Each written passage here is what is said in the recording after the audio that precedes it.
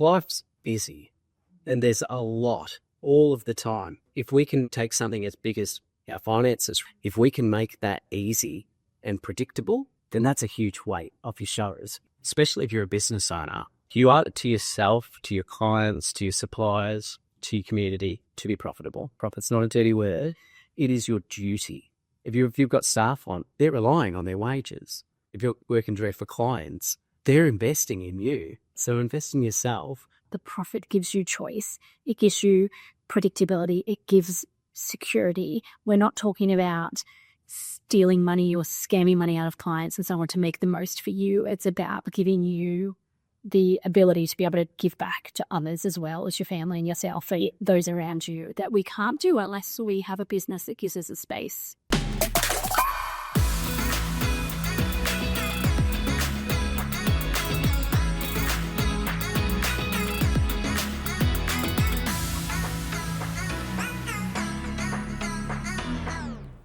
Welcome, Jack, to the Profit First Australia New Zealand podcast.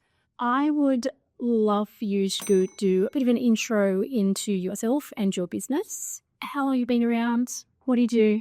All right. So my name's Jack. I'm the director of Sedgman Construction. I've been in business so I finished my apprenticeship in 2011 and I was dead set that I just didn't want a job. So I've pretty much been on my own since that. Right from the beginning? Right from the beginning. Yeah. So I spent the first few years sort of moving around and working for a few different builders, and then sort of established myself, carpentry crew, and rest is history. Cool. And so tell us a little bit about how we met, how you came across Profit First, and what that journey has been like. Yeah. So I guess when I went out on my own, we've had all this work. I thought this is fantastic. It wasn't. I was just working way more for probably a whole lot less money and just too much stress, and it was, not working. And I think I remember thinking to myself, surely there's a way to manage and project cash flow and all these sorts of things so that I can, run efficiently, have the profit, and I could almost see it, but there was that one thing missing, which was the taking the profit first. So when I came across Profit First, it was straight away, this is exactly what I've been looking for. I just didn't quite know how to put it all together. And roughly how long ago was that? Do you remember? Oh, can't remember now. 20 to 20? I was going to say 4 years, I thought it would be. Yeah, 21 maybe. Okay. Yeah, cool. So tell us a little bit about that journey for your business over those 4 years, where you were then and where you are now. Yeah, so the issues that I had then was there was no clarity, I think, in the cash flow. It was money in, money out, bats comes in and you think, oh crap, and all those sorts of things. And it was just always I had this mindset then that I could just work harder, it would fix itself. So, and then obviously we ran through the program, implemented Profit First into my business. And I still remember that first, I set up the bank accounts, I did my first distribution, and I was like, oh, okay, well, this actually works. And it shifted really quickly. And I think it gave me more space to, I guess, build my team and, look at new things. And it was the answer that I was looking for. And one of the things I remember very early on, you wanted to be able to pick your kids up in school or drop them off at daycare. I just wanted more flexibility. Yeah, I wanted more flexibility. So next month they'll be 7 and 9. Where the hell did that time go? And especially those early years, it was really hard, and wife's at home and, kids are going bonkers and she's saying you need to come home. And I'm thinking, well, I absolutely can't because this is where I need to be. And I think that was the hard thing. I had this tear between, my job as the provider, we're actually going to work and, swinging my hammer to make the money to live our lives, but then also being a present husband and father. And when business wasn't working, it really took me away from that. But that's changed dramatically. Our Monday nights, I finish work early, I pick the kids up, we go to my Odyssey soccer game, we got trainings throughout the week. I'm able to do that. Even today, I finished work at lunchtime, came into the city to come and sit here. This is fantastic. There's no way this was happening before. Yeah. And from memory, to pick the kids up, previously you had to go home, change cars.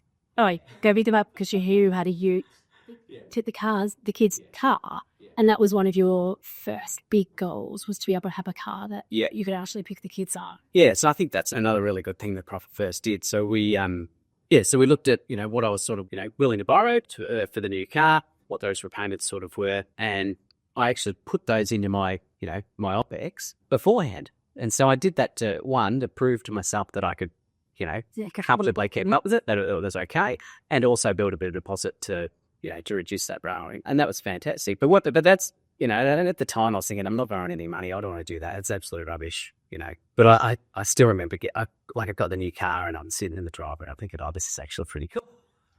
Because, as you say, it gave you that opportunity to spend time with the boys. Yeah. And it's at the moment, I don't know how I do it now. And I love being at all of those events. I love being at all of those things. I love being at school pickup. It's not going to be long, and they're going to be up doing their own thing, and, it goes so quickly. It does. Yeah. And so with your business, there's been another incredible journey that you have been going through. Yeah. So tell us a little bit about that. Yeah, so I'm now a registered building practitioner, it's huge. So I first had master builders come out. I reckon I was maybe like a year out of my apprenticeship, and the guy from our school was like, "Hey, yes, good, keep going, but you probably need you got to have a minimum couple of years out of your time. You got to do this." So it's like, keep doing what you're doing, and then come back to me, in 2 or 3 years. 2 or 3 years later, I'm deep into a business that wasn't running very well.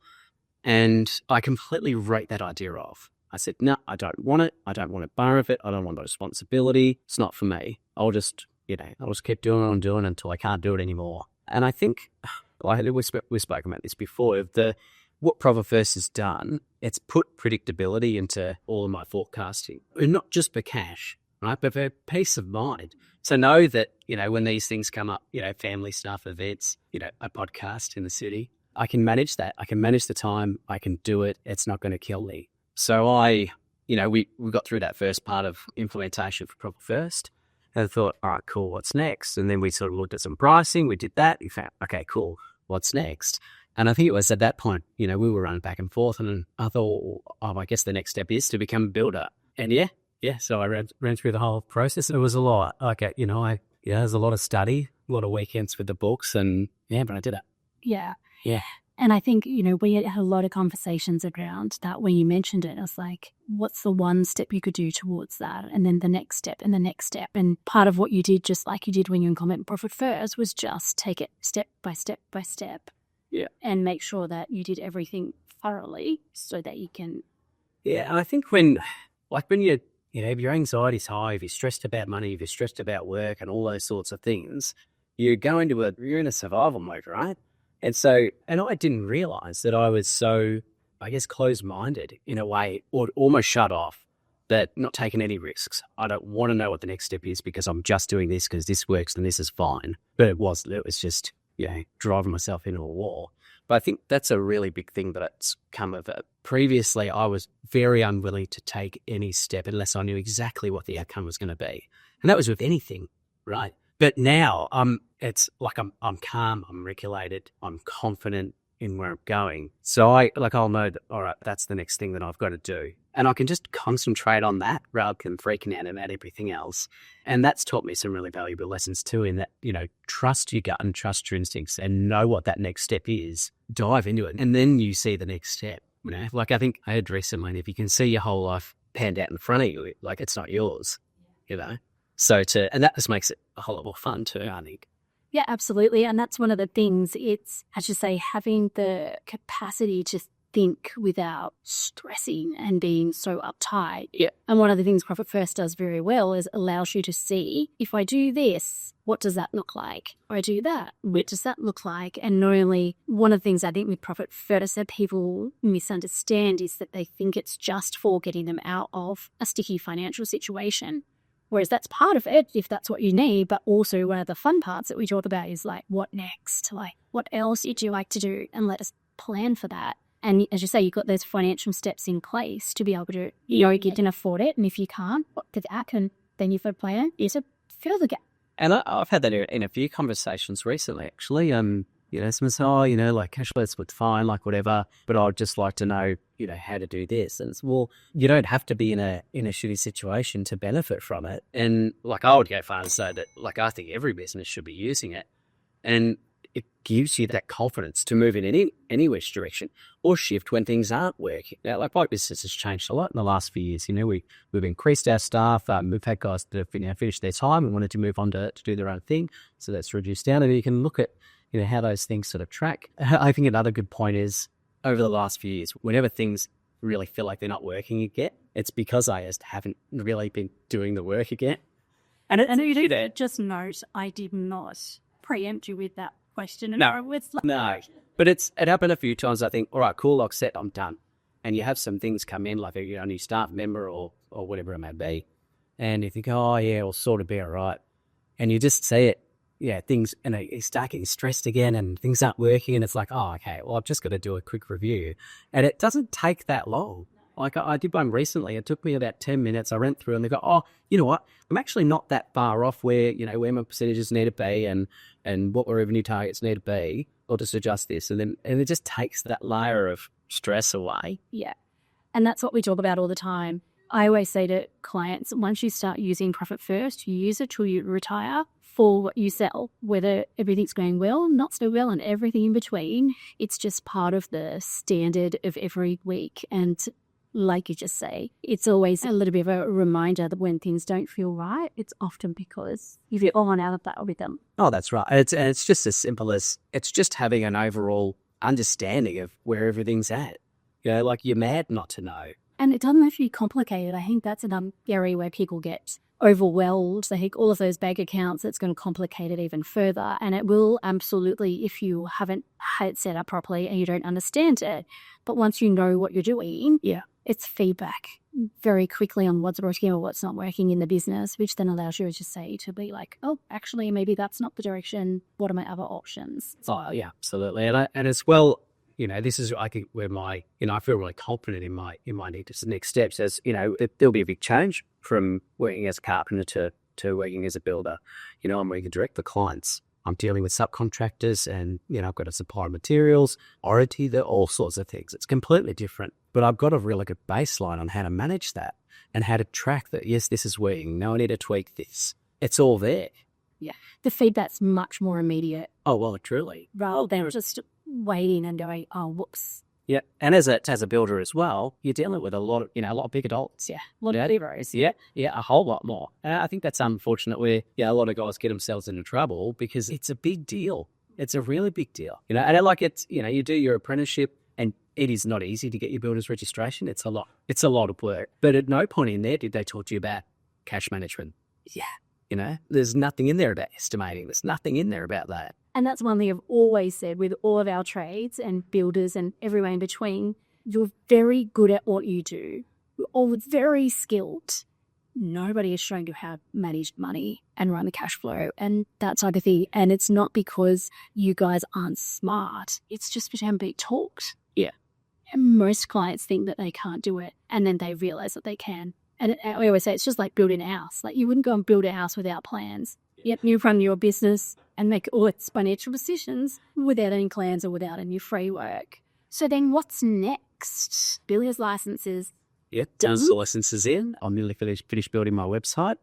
So I'm just going to, sort out all the little technical things there, and I can launch that and then start working some of my own jobs into my current workflow.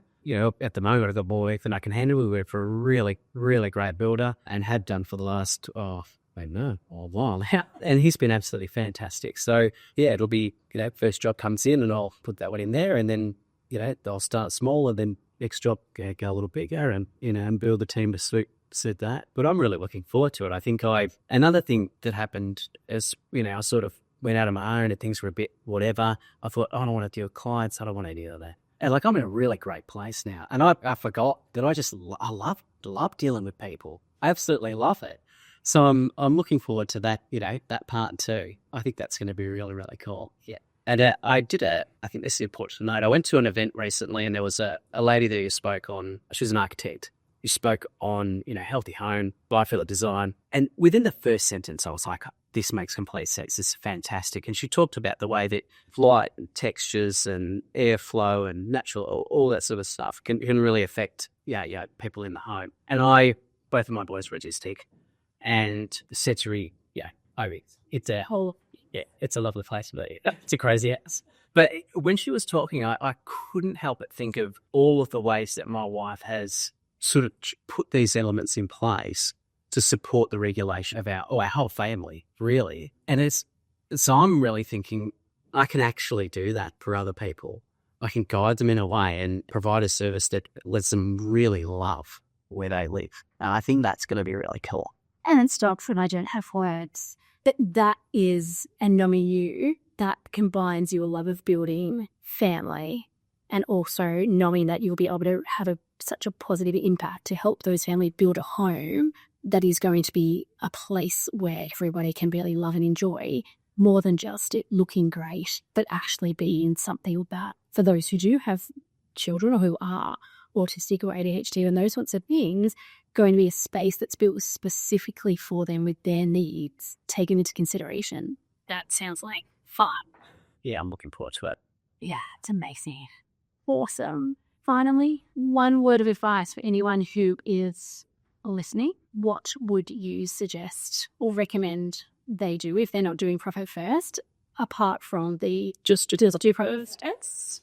But maybe we can finish on one of the benefits, like from a personal perspective. So we talk a lot about business, obviously, but really from a personal perspective, as you said, it's giving you clarity and, you've been able to be more relaxed and so on. Yeah, I think there's a couple of things I'd say, actually. One is, life's busy and there's a lot all of the time. So if we can take something as big as our finances, right, and whether that's personal or business, if we can make that easy and predictable, then that's a huge weight off your shoulders. And you can put that energy into other things, like I'm doing so much more with my time now because I've got the space to do it.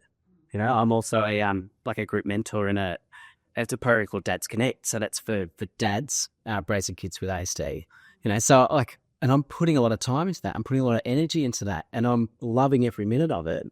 But I've also got the capacity to do that. So I think one is do yourself a favor and lighten the load, but just making the big things as easy as they can.